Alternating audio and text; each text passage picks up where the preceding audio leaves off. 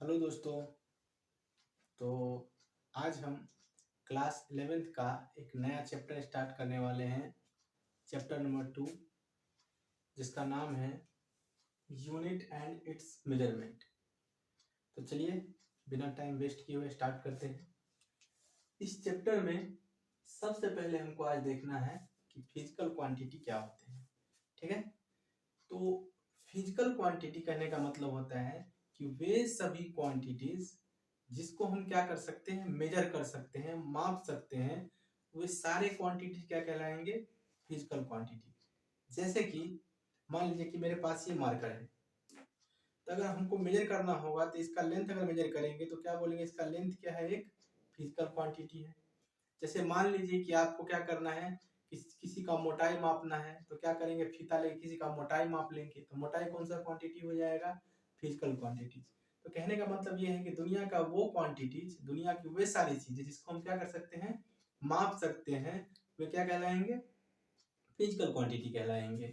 जैसे कि आप मान लीजिए फोर्स को मापते हैं, बोलते हैं 10 Newton force, 20 Newton force, 40 Newton force, यानी फोर्स को कहीं ना कहीं क्या कर रहे हैं, हम लोग मेजर कर रहे हैं।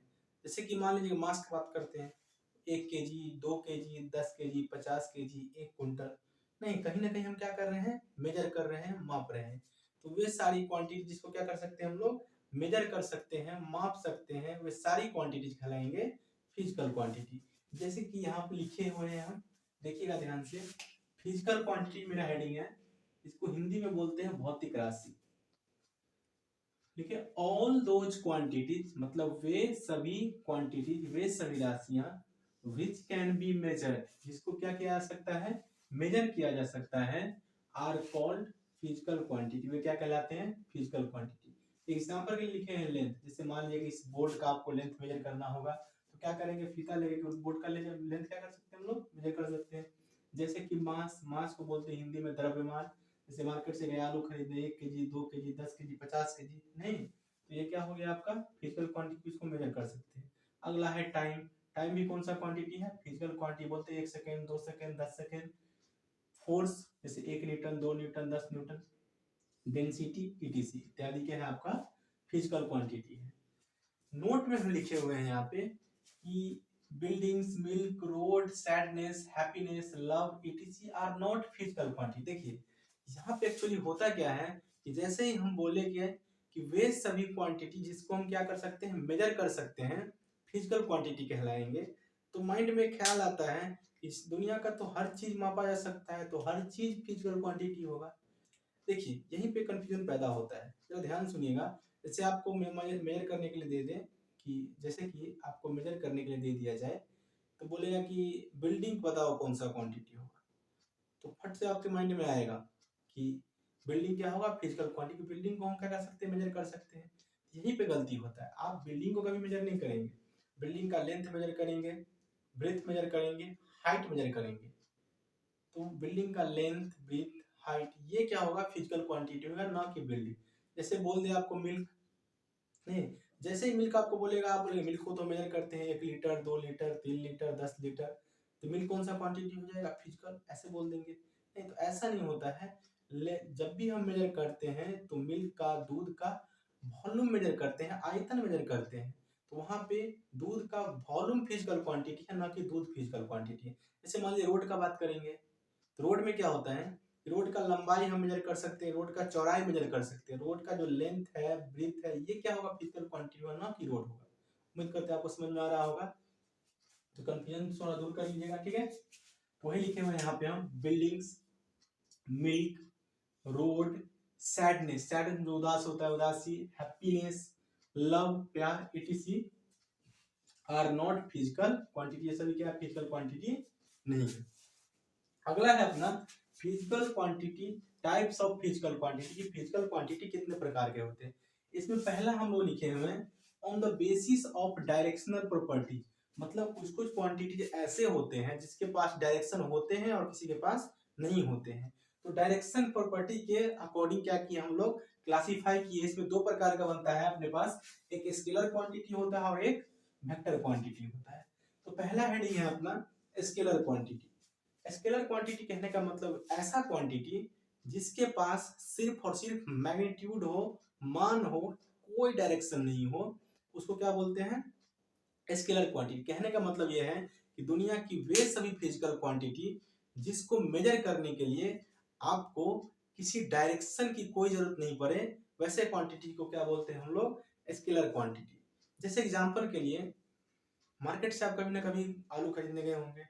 जब आलू खरीदने जाते हैं तो दुकानदार से क्या बोलते हैं कि भैया 1 केजी आलू दे दीजिए।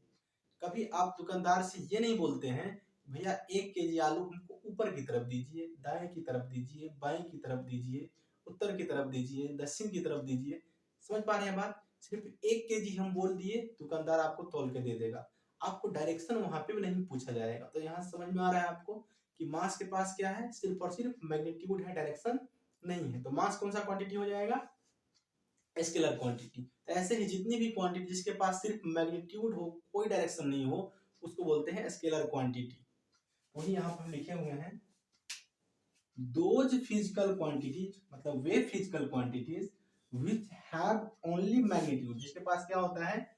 सिर्फ और सिर्फ मैग्नीट्यूड होता है, नॉट डायरेक्शन, डायरेक्शन नहीं होता है, आर कॉल्ड स्केलर। क्या कहलाता है? स्केलर। जैसे एग्जांपल के लिखे हैं mass, length, speed, density, etc. ये सारे के सारे क्वांटिटीज कौन से क्वांटिटी कहलाएंगे? Scalar quantity. क्योंकि आपको ना मास को मापने के लिए डायरेक्शन की जरूरत पड़ेगी, ना लेंथ को मापने के लिए डायरेक्शन की जरूरत पड़ेगी, ना स्पीड को मापने के लिए डायरेक्शन की जरूरत पड़ेगी, ना डेंसिटी को मापने के लिए आपको डायरेक्शन की जरूरत पड़ेगी। सिर्फ और सिर्फ आप मैग्नीट्यूड बोल देंगे तो समझ जाएगा कि कितना क्या चाहिए इसको। ठीक। अगला है आपका वेक्टर क्वांटिटी। वेक्टर क्वांटिटी ऐसे क्वांटिटी को बोलते हैं जिसके पास मैग्नीट्यूड भी हो, डायरेक्शन भी हो। जिसके पास मैग्नीट्यूड भी हो और डायरेक्शन भी, मतलब मैग्नीट्यूड भी होगा और डायरेक्शन भी होगा। लेकिन मोस्ट इंपोर्टेंट थिंग यहाँ पे क्या है कि वेक्टर के पास मैग्नीट्यूड तो होता है, डायरेक्शन तो होता है, साथ साथ सबसे ज्यादा इंपॉर्टेंट चीज होता है कि वेक्टर जो है, वेक्टर अलजेब्रा को फॉलो करना चाहिए। ये वेक्टर अलजेब्रा क्या होता है? वेक्टर अलजेब्रा कहने का जैसे हो गया parallelogram, triangle law, parallelogram law, इस सबको बोलते हैं वेक्टर अलजेब्रा, पॉलीगॉन लॉ। इस सारा का सारा हम पढ़ेंगे वेक्टर में, अलग से आपको चैप्टर पढ़ाएंगे हम वेक्टर। उसमें आपको बताएंगे कि पॉलीगॉन लॉ क्या होता है, पैरेललोग्राम लॉ क्या होता है, ट्रायंगल लॉ क्या होता है, वेक्टर अलजेब्रा आपको सिखाया जाएगा। अलग से चैप्टर ही होगा वेक्टर। ठीक है। तो जनरली क्या, अगर मान लीजिए आपसे पूछ दिया जाए कि वेक्टर किसको बोलते हैं, तो आप सीधा बोल सकते हैं कि जो वेक्टर अलजेब्रा को फॉलो करेगा वेक्टर होगा।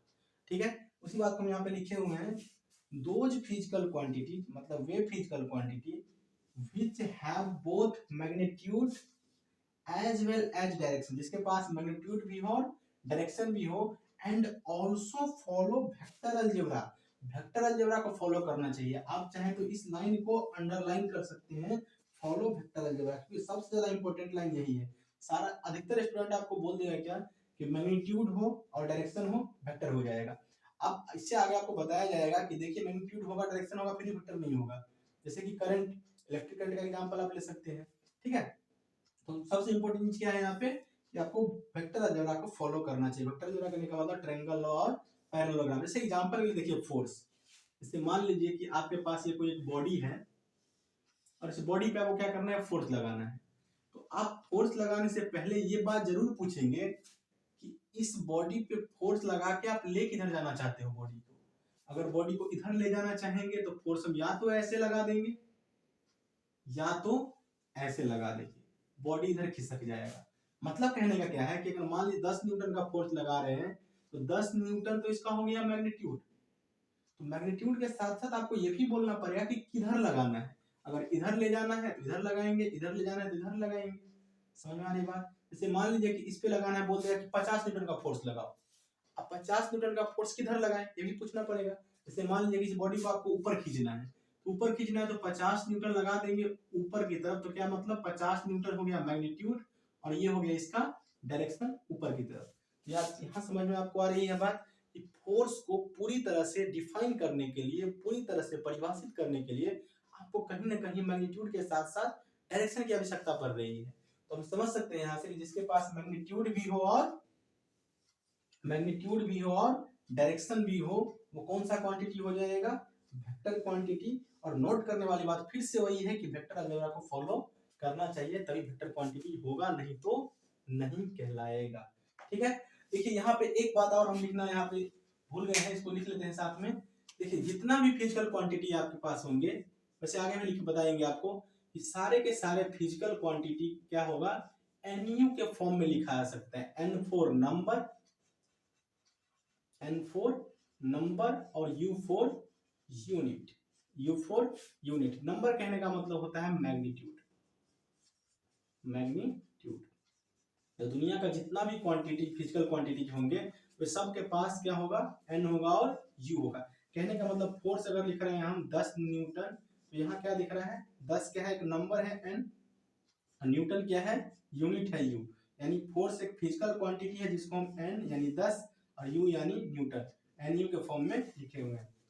जैसे कि मान लीजिए आप स्पीड का बात करते हैं, स्पीड में क्या लिखते हैं, मान लीजिए कि 10 मीटर पर सेकेंड। तो यहाँ देख पा रहे हैं 10 क्या है, N है यानी नंबर यानी मैग्नीट्यूड, और मीटर पर सेकंड यानी U है यानी यूनिट।